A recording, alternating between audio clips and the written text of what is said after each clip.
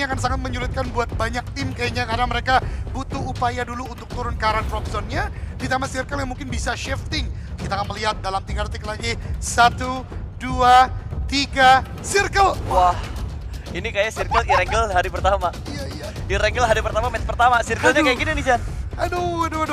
Ini yang ngebuat akhirnya banyak pertumpahan di bagian jembatan, ya kan? Betul. Banyak tembak-menembak di bagian ujung-ujung zona. Ini yang turun di atas pun gak bakal looting lama sih menurut gua. Iyalah. Mereka udah harus segera berpikir.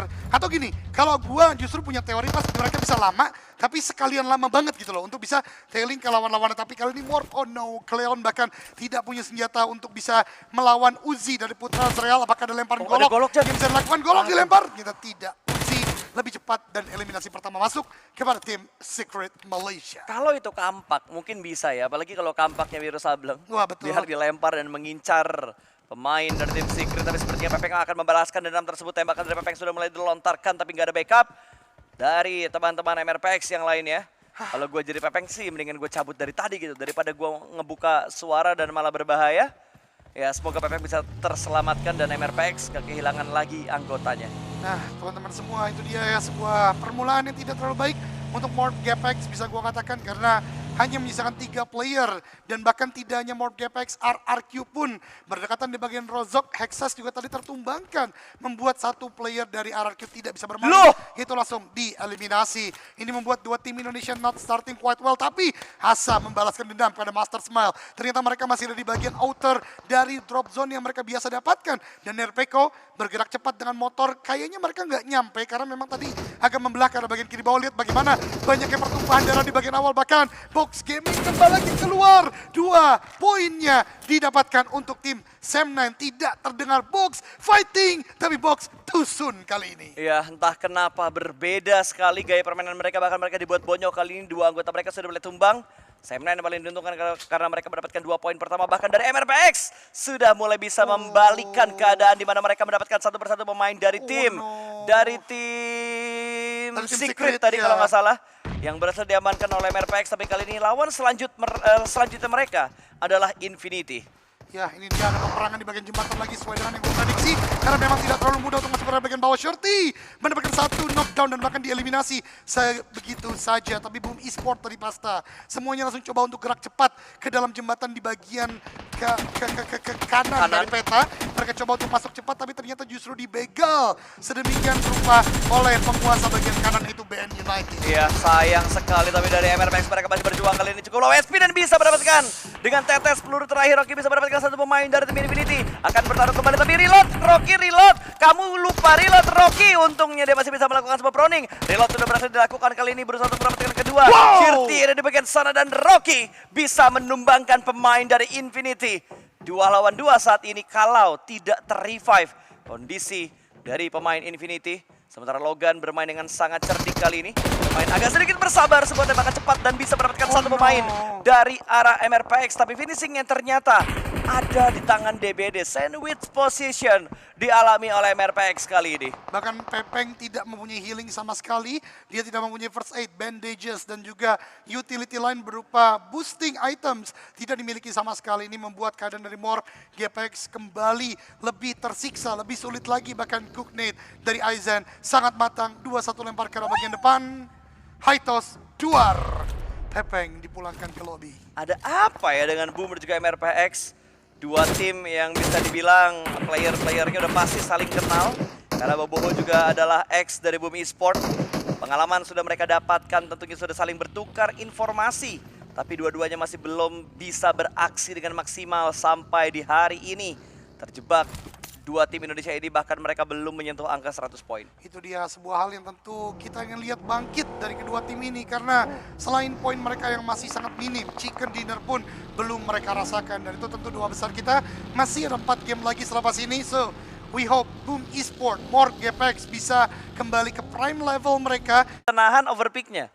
Hari kedua dia masih bisa nahan overpicknya. Hari ketiga, hari keempat, banyak momen overpick Redface. Mulai banyak cari-cari poin lah. Betul. Atau ngasih poin jadinya ya. Jadi ya mudah-mudahan Redface, gue juga banyak sih orang-orang komentar kayak harusnya diganti Red Face bukan Lynx gitu. Walaupun lagi-lagi sebenarnya ada role masing-masing Betul. yang coba didapatkan. Saat ada overpick yang dilakukan, mungkin maksudnya adalah collecting information. Mengingat PJFV banyak banget main-main yang splitnya agak berjauhan gitu loh. Jadi butuh informasi lebih. Tapi ya itu mudah-mudahan diperbaiki di minggu yang kedua nanti. Karena kita berpindah lagi di mana Yudu Alliance kali ini. Yang tadi menjaga Alter Ego justru sekarang melakukan tembakan ke arah bagian depan. Dan AE bertemu Sam9. Tapi pertemuan yang cukup baik bagi AE. Karena Sam9 kehilangan 2 playernya pasta. Betul, belum terspot kejadiannya di bagian mana, kita belum tahu TKP-nya seperti apa juga. Sementara kalau kita lihat di TKP jembatan sebelah kanan, Soas menahan posisi mereka dan ini dia TKP-nya adalah di bangunan baru update yang ada di Erangel. Bagian bibir pantai, sekitar farm yang sudah ditambah dengan sebuah dermaga baru di Alter Ego kali ini bersemayam di bagian sana. Kayaknya dia cari kapal nih buat rotasi, tapi Secret sudah mulai pecah dari Everclaw. Bisa mendapatkan satu pemain dari tim Secret, saya tumbang bahkan langsung dipulangkan menuju ke lobby. Secret hanya menyisakan satu pemain terakhir saja dan jump shoot yang begitu indah. Tony Kurniawan, informasi detail dia dapatkan dan begitu sigap serta berani untuk mengambil keputusan tersebut. Sebelum kita membahas bagaimana fight yang terjadi tadi, karena Alter Ego dan juga Sam9 saling berjibaku dan Rosemary, The Rose Carry akhirnya kembali bangkit, mendapatkan player ketiga dari Sam9, menyisakan satu orang saja dan revive masih mungkin dilakukan. Harus segera diselesaikan fight kali ini karena sudah terlihat ada playbook e-sport yang mulai mendekat dan kita ketahui circle ketiga nanti akan menjadi sebuah circle yang begitu penting untuk bisa dikontrol. Tapi Rosemary ending terlebih dahulu dari Depth dipulangkan dan Tom, The Last Man Udah lihat masih pakai DBS, itu harus dia. menembakkan, tapi body system yang luar biasa. Here we go, the king of fighter dari Ares sendiri berhasil untuk menumbangkan seluruh player Sam9, tapi playbook sudah ada di dermaga pasti. Betul, dan ini harus segera diselesaikan oleh Alter Ego kalau misalkan mereka ingin mudah untuk masuk ke dalam zona. Namun sepertinya ada tim yang membayang-bayangi mereka lagi di bagian belakang mereka dan di arah nomor 12. Masih ada Sersia. Wah, cepet banget datang lagi tim yang lainnya. Gila. Waduh. Ini berarti bagian outer udah ramai banget pasta dan mereka saling berjibaku. Mereka saling berebut untuk entry point ke arah Sosnovka Island. Dan ingat, semakin banyak tim seperti ini mereka saling perang. Nanti mungkin yang lepas dari perang yang bisa dapat kapalnya. Atau justru yang tadi perang pertama ngambil kapal, menyisakan beberapa player ter-takedown. Baru mereka bisa masuk circle. Banyak sih kemungkinan yang bisa terjadi. Tapi intinya mereka masih merugi semua tim yang di luar zona saat itu. Ya, ini semua tim yang terlambat masuk ke dalam zona udah pasti bakal rugi lah. Rugi dari segi healing dan juga consumable itemnya mereka. Terus mereka juga rugi dari segi waktunya juga. Dan mereka bakal rugi karena mereka bakal sedikit banget dapetin spot-spot yang enak untuk mereka nyebrang. Ataupun untuk mereka nanti ketika touchdown dan sudah mendapatkan area yang enak di bagian SMB. Karena sekarang lagi pada ngegacha. Ini ke jembatan lagi atau menuju ke SMB. Dan pertumpahan darah bakal terjadi di kepulauan SMB. 8 tim lebih ada di area SMB. 1, 2, 3, 4, 5, 6, 7 tim ada di area SMB, Jan. Oh my god. Tadi mungkin Pochinki masih dikit terdapatkan di zona ya. Jadi ngebuat akhirnya shifting lagi ke main island. Sekarang 2 tim dengan full senyum, yaitu Xavier dan juga Don't Break Dreams. Dimana mereka menguasai bagian jembatan, tapi terlihat Rosemary melakukan tembakan ke arah bagian dari box. 6 ca ternyata belum tertumbangkan, tapi setidaknya sudah ada sebuah gertakan, sudah ada sebuah pressure yang dibangun Alter Ego dari bagian belakang. Akan melakukan tembakan lagi ke healing terlebih dahulu. Mereka tahu mereka nggak boleh masuk circle terlalu dalam dengan tidak banyak health point yang dimiliki. Jadi masih cukup disiplin, sementara Box Gaming yang memang tumbang 2 player di bagian awal tidak mengindahkan fight tersebut. Mereka objektif zona lagi dan lagi dimulai. Tapi ingat, 2 player tidak mudah menghadapi banyak tim yang coba masuk nanti ke dalam late game-nya. Iya, mereka udah tahu prioritas mana yang bakal mereka incar. Dan kayaknya dari Alter Ego mereka bakal membuntuti pergerakan dari Box Gaming. Mereka bakal ngekor dan berusaha untuk ke sandwich Box ketika Box menghadapi lawan di arah seberang. Tapi Alter Ego banting setir mereka lakukan sebuah arah lain yang akan mereka incar. Menuju sedikit ke arah bagian dari pom bensin. Ada tembakan juga dari Alter Ego menuju ke arah lawan. Dan sekarang Yudu akan berhadapan dengan Sersia. Granat sudah di tangan tapi Rapa Boy masih cukup aman di bagian belakang. Sebuah gerakan wall dan Poke tumbang begitu aja karena masuk menuju ke arah pertahanan dari seorang Earth. Di mana ada 2 pemain dari Sersia yang sigap menyambut kedatangan pemain dari tim Yudu. Kali ini Mega Mind bahkan terkena granat dari seorang Iftar. Sebuah perapatan granat yang tidak terduga-duga, namun Chopper bakal ditambah begitu aja. Ada Adik Kluk yang masuk ke dalam sebuah ruangan. Kali ini bakal ada close combat terjadi, tapi Chopper masih bisa bersabar mendelay fight-nya dengan naik ke lantai 2. Tapi 2 granat sudah mulai dimasak dari tim Yudu. Art juga bakal melemparkan granat ke sebuah ruangan. Sebuah shoulder pick. Saling bertatap mata tapi tidak dalam posisi yang siap untuk menembak. Itu dia, karena memang tempat dari mereka tidak terlalu baik untuk keduanya. Nate dilempar, ini mengenai ke bagian chopper kah? Ternyata tidak, hanya sebuah gertakan saja. Eftar, dia player terbaru dari Yudu Alliance yang memang didatangkan untuk menjadi line up terbaru mereka. Chopper low HP, RNG masih mengamati. Art pun demikian, tapi pengamatan sesungguhnya datang dari Playbook Esport yang terus memberikan gempuran. Sersia coba akan digempur lagi, Nate meletup di bagian atas, tapi adik Luke sepertinya gagal memahami di mana letak lawannya, tapi ternyata tahu tembakan dengan diri dan dapatkan akhir dari Chopper, membuat Sersia benar-benar dibalikkan keadaannya. Awalnya Voke yang mereka tumbangkan, sekarang Sersia satu persatu tumbang, hanya misalkan satu player saja. Betul sekali, 3 lawan 1 kondisinya kali ini Sersia Dua dalam kondisi yang sangat berbahaya. 3 lawan 2 berarti akan menjadi lawan 1 kalau misalkan mereka tidak dalam posisi nge-stick. Tapi ternyata Sersia lah yang bakal mengincar adik Luke terlebih dahulu, di mana granat sudah mulai dilemparkan juga dan sebuah splash damage yang tidak berdampak terlalu banyak. Masih bisa dihindari, tapi granat ini begitu batang. RNG bisa mendapatkan satu pemain dari tim Yudu, membuat adik Luke tumbang, dan kondisinya saat ini semua tim juga lagi buru-buru buat masuk lagi ke arah kepulauan utama dari Erangel. Lihat bagaimana DPS 5 health point per second sudah terjadi di circle yang keempat kali ini, ngebuat player-player dari Sersia tadi memang menang 2 player dari tim Yudu Alliance, tapi lihat apakah mereka bisa masuk atau tidak karena zona sudah begitu sakit. Sementara di bagian edge of the circle, di bagian ujung dari jembatan, Dawnbreak Dreams yang dari tadi melakukan gatekeep akan kedatangan sang empunya Novo, yaitu BN United yang coba untuk melakukan backstep karena bagian mereka masih cukup disiplin dari kedua belah pihak. Ada beberapa titik yang mereka mainkan, mungkin mencoba mencari kelengahan dari lawan dan memberikan sebuah knockdown. Ingat, setiap knockdown adalah opening yang coba dicari oleh tim lawannya. Ya, betul. Adalah sebuah momentum yang mereka incar untuk mendapatkan knock 1 rush biasanya dulu seperti itu. Tapi DBD kali ini mereka masih menang di bagian jembatan setelah tadi mereka digagalkan untuk menyeberang karena berpapasan dengan Infinity. Malah sekarang kayaknya mereka yang nge-lock Infinity aja. Waduh, ini Infinity sama Genesis kayaknya kebanyakan. Infinity-nya dipaksa muter loh gara-gara jembatannya dijagain sama DBD. Betul, dan sepertinya mereka banyak main klasik pasta. Yap. Karena di klasik dengan update terbaru sekarang ada rumahnya Kamesenin di sana. Oh, ada di situ, tapi kan tidak di turnamen dong. Betul. Oh no, Genesis baru saja touchdown, ada Ravenclaw. Lagi-lagi ya, tadi kita kritisi gak terlalu maksimal di sana.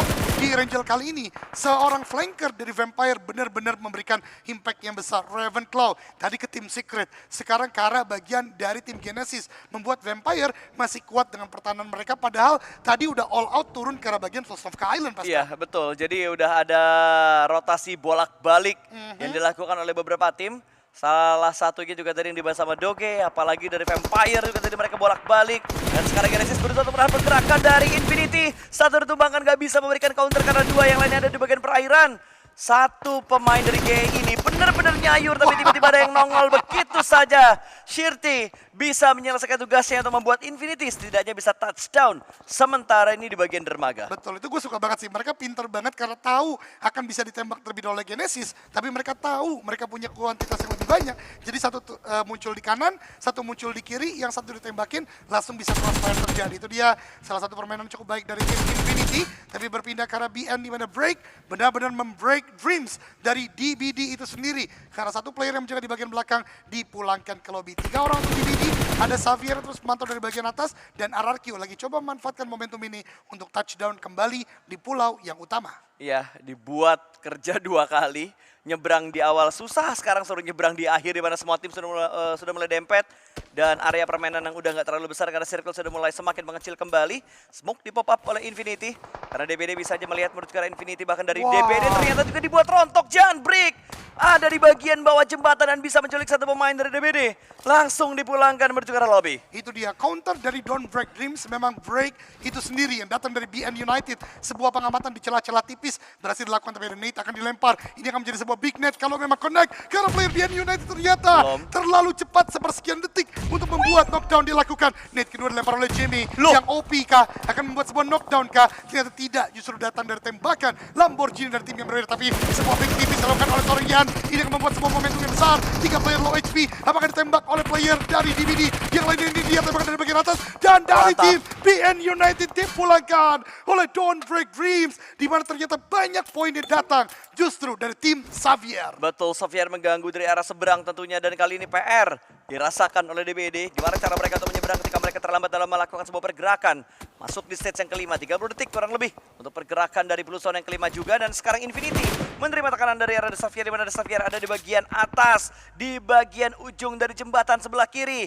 Langkah apa yang bakal mereka ambil supaya mereka bisa nyaman ketika mereka mengamankan bibir pantai? Karena di bawah sana udah bener-bener jadi angle free dari arah seorang Levis. Itu dia, Xavier yang sedari tadi memang menjaga titik yang sangat krusial, yaitu di bagian dari mercusuar, di bagian rumah panjang, membuat semua tim yang coba untuk masuk sangat kesulitan. Karena apa? Open field yang begitu luas, tidak banyak obstacle, baik itu natural maupun vehicle yang mereka miliki, tapi kita memang tidak mengindahkan beberapa titik yang memang tadinya menjadi kesulitan, justru menjadi sebuah keberuntungan. Contohnya, Alter Ego Ares yang tadi sulit masuk ke Sosnovka, sekarang justru menjadi penguasa di bagian utara. Tapi Xavier, lagi-lagi, tim yang tadi dibahas oleh Bro Pasta tetap melakukan pick off tanpa celah, membuat tim Infinity kelimpungan, kesulitan untuk masuk ke dalam zona. Ya, masalahnya nggak ada yang bisa nge-counter tempat dari para Jin berada bareng sama Levis tadi.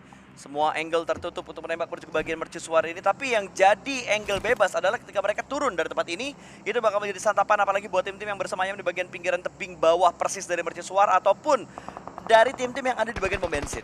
Nah itu dia, itu adalah titik-titik yang tentunya bisa melakukan counter nantinya kalau memang dipaksa untuk bergerak ke titik yang lainnya. Atau bahkan dari Xavier pun bisa mengamati ke arah bagian mereka kalau tidak aware dari titik-titik yang tadi disampaikan oleh Bro Pasta sebelumnya. Tapi Vampire lagi-lagi move as a unit mereka. Lihat bagaimana mereka sebenarnya jarang split, mereka banyak bergerak as a unit. Tapi ketika dibutuhkan split, sebagaimana tadi ketika menghadapi tim Secret, mereka tahu waktu yang paling tepat. Dan kali ini Nuzi yang akan melakukan sebuah sandwich ke arah bagian box, Nam Cute akan mulai bergerak tapi menabrak karena bikin broken wall. This is not a good idea, not a good situation. Dan keluar Box Gaming dipulangkan oleh Vampire. Gila loh splitnya mereka lagi jadi walaupun nggak jauh ya, tapi satu orang di bagian kiri itu Watchtower plus controllernya. Betul. Supaya nggak ada counter yang dilakuin sama tim yang emang udah mereka incer dari tadi. Dan sekarang Vampire nyaman, mereka bisa masuk mengamankan bagian pinggiran circle yang kelima. Tinggal memikirkan langkah berikutnya kalau misalkan zonanya bouncing dari tempat mereka lagi. Tapi sepertinya dari RRQ bertemu dengan Jimmy. Ada Jimmy dan juga Asa yang lagi say hello. Betul banget. Mereka sepertinya ikut kelas diving kayak Bro Pasta ya. Lagi ini namanya free dive berarti ya. Ya, dia lagi latihan di area permukaan dulu supaya begitu nyelam bisa bernafas dengan nyaman. Betul, betul. Jadi ya cukup baik berarti pelatihan mereka ya Pas ya. Ya, cukup Cuman bagus. bedanya mereka bawa M4 Mas. Betul Jadi sekali. agak berat itu punggung. Gua coba buat tongkat kalau emergency soalnya ya. Dan sekarang granat dari seorang Moonboy. Begitu on point mendapatkan pemain dari tim Yudu. Satu orang lagi tertinggal di bagian sebuah pohon. Iftar, bisakah membalikan keadaan untuk menghadapi 4 pemain dari PBE? Karena ini bukan lawan yang mudah tentunya. Apalagi dari Yudu mereka udah kalah jumlah. Dan lihat area utara ke arah timur. Song kosong-kosong melompong. Dan yang paling enak adalah Alter Ego.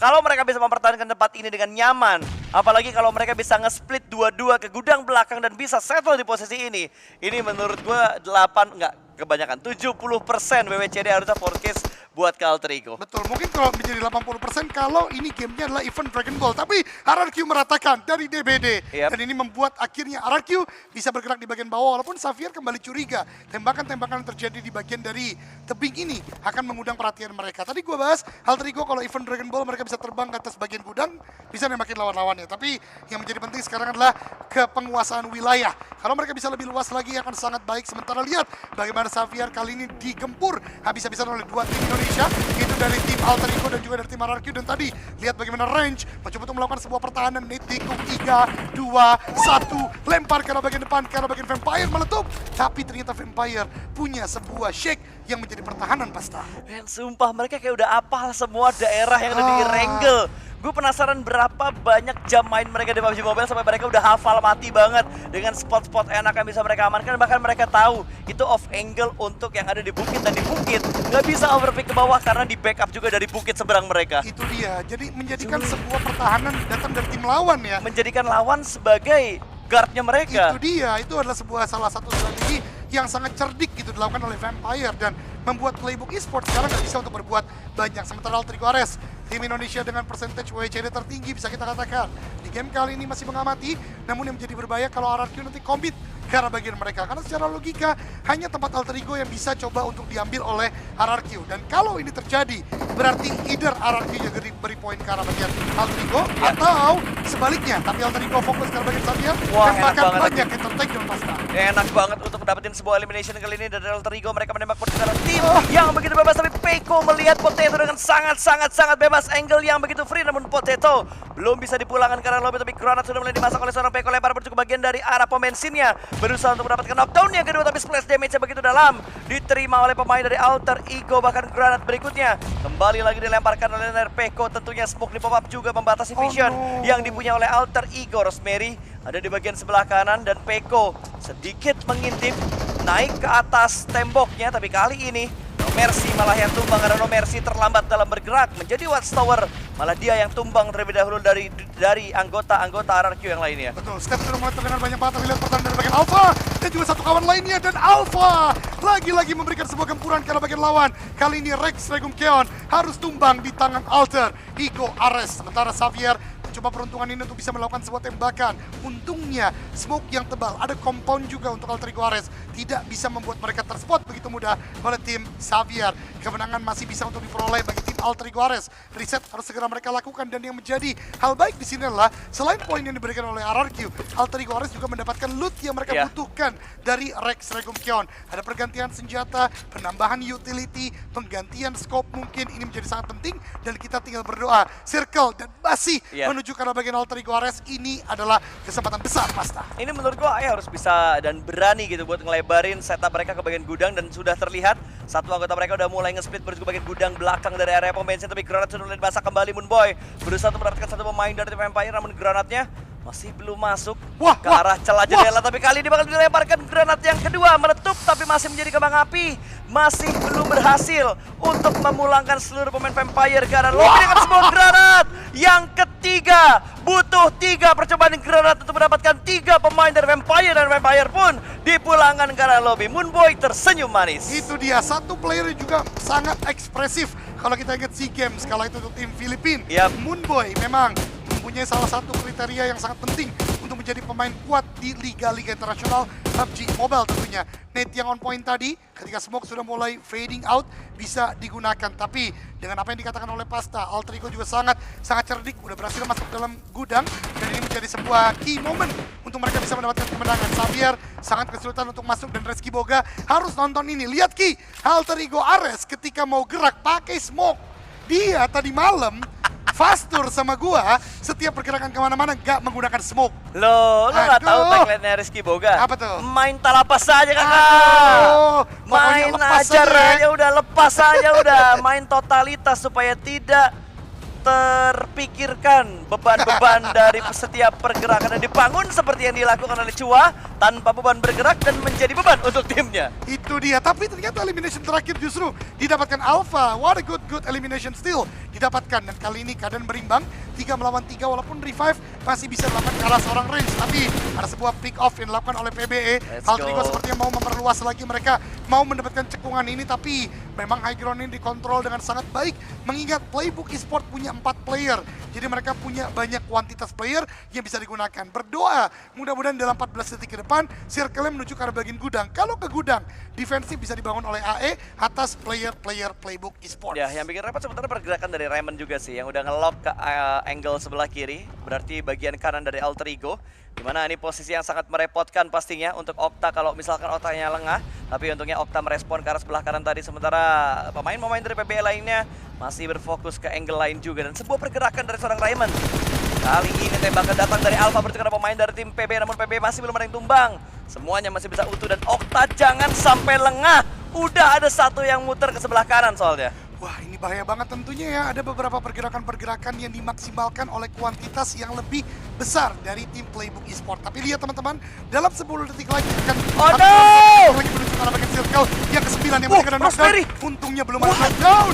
Untungnya belum ada knockdown, dan ini udah diketahui Raymond berada di mana. Ingat, di circle ke-9 akan mengerucut ke arah bagian tengah, di mana ending dari game. Jadi yang menguasai bagian circle tengah, lebih dulu dialah yang akan menang. Dan sepertinya sudah diaminkan oleh tim Alter Ego Ares. Mereka butuh 1 menit untuk masuk ke arah bagian tengah. Smoke udah mulai tebal dilakukan, tapi hati-hati. High groundnya masih banyak dikuasai oleh tim dari Playbook Esport. Bergerak ke arah bagian kiri. Ini terlalu nekat menurutku dari Alter Ego, tapi mereka coba untuk bermain ke arah bagian tengah. Knockdown kan ternyata belum. Belum knockdown karena peluru terbatas, tapi justru Okta di bagian kanan yang tertumbangkan. Satu tumbang dari Alter Ego, belum ada trade talk yang mereka lakukan kali ini akan sangat sulit untuk menyelamatkan Oh, no. Okta karena Okta pun sudah dipulangkan Oh, ke arah no. lobby. 2 lawan 4 menjadi sebuah hal yang Let's sulit, go. tapi Alpha bisa mendapatkan 1. Sebuah refractor jadi Let's kali ini, go. bahkan 2 orang berhasil mereka amankan.